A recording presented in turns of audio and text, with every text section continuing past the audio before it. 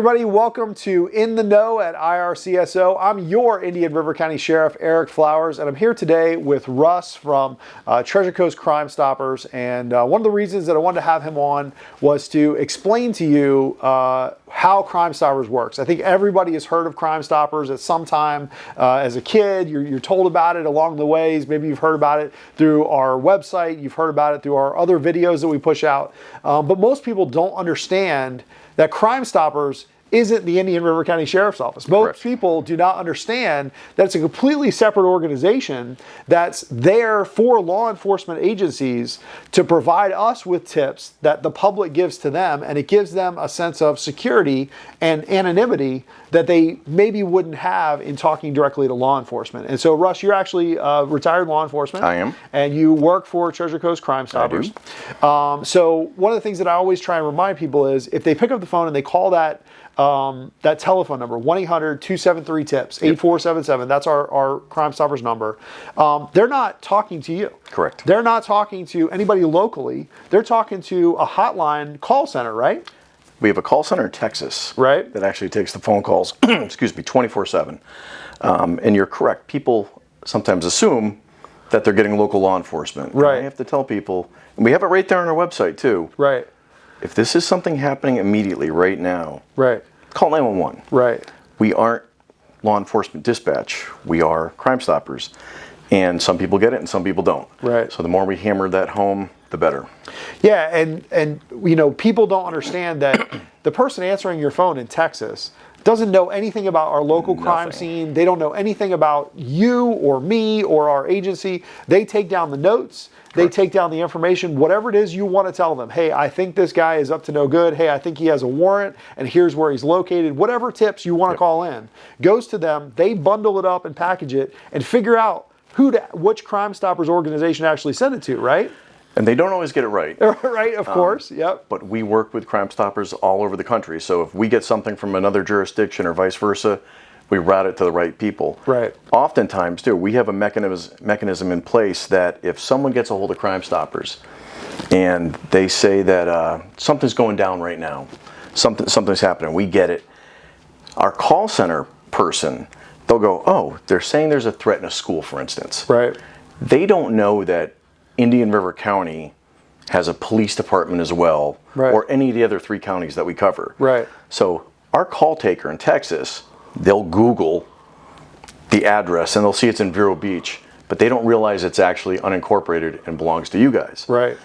So our call taker will actually make a call, and they call it a call out, and get the ball rolling. So if it comes in at 2 in the morning, for instance, I'm sound asleep. Right. So at least we know that on the critical, we kind of told them, if any critical words come up, murder, shooting, things of that nature, please call. And if it's the wrong agency, but it's local, you're going to find out about it, and vice versa. You guys are going to work with each other. Of course. And we set that up a couple of years ago because we were finding out that more and more people are responding to Crime Stoppers. And I'd get up at 7 in the morning and go to look, and there'd be 5 tips. I'm like, why didn't this person call 911? This is happening in the moment. And whether it's motivated by money or they just don't realize it, we set it up with our call center that they actually will make that phone call now.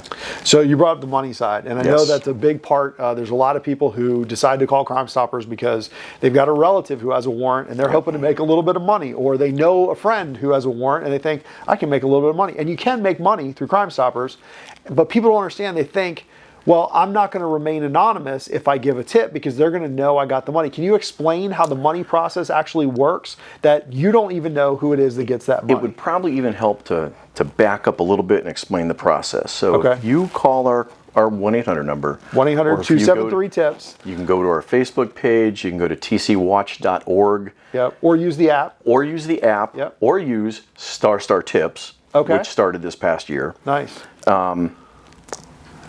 The call center will get the tip. Right. What ends up happening is we read the tip, I vet it. I see who does it belong to. If they write it in there, or if our call center people put in too much identifying information, I can edit some stuff out. If the tip is all somebody writing in first person, I'll send them dialogue saying, can you redo this? Because I can't edit it out because it deletes the entire tip.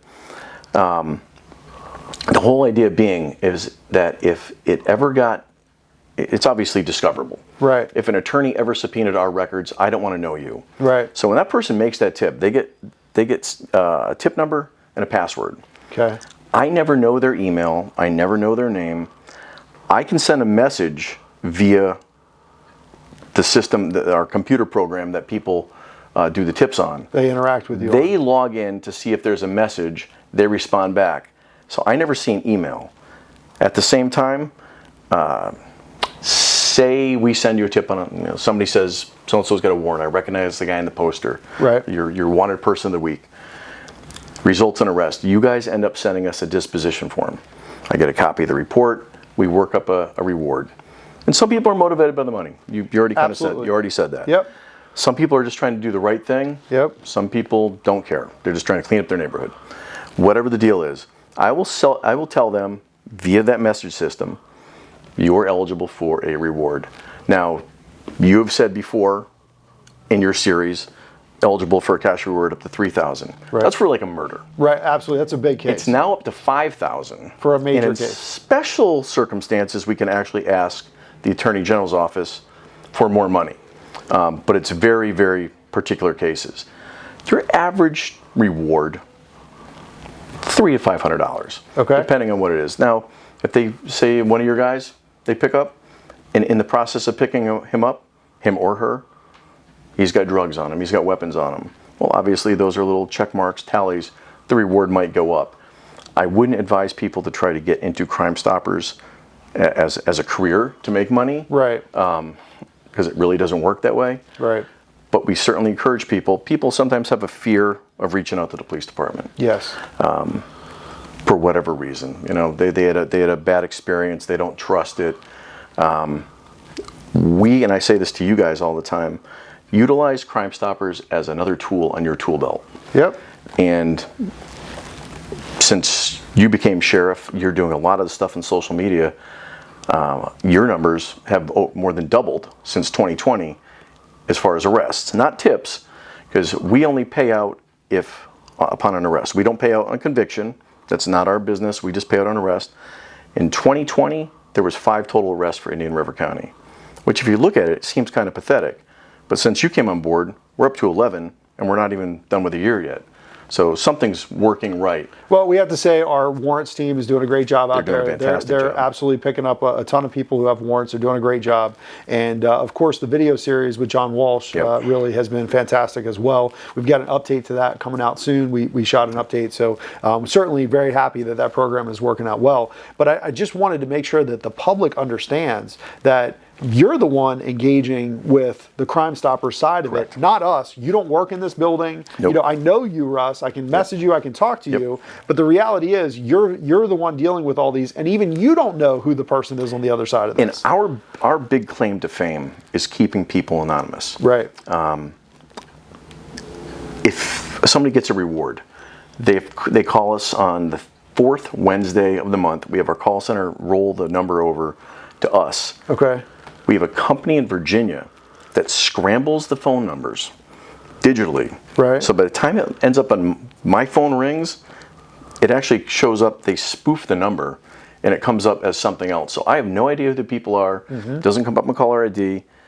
We tell people the way that we have one bank that we work with, one branch, and I tell the person on this day, normal business hours, we will let the bank know that somebody is going to show up to the drive-through. Yep. Put down a password, write down Crime Stoppers on a piece of paper, no ID, send it in. They will give you your reward money and you drive away. It's cash. It's cash. It's that anonymous. Yep.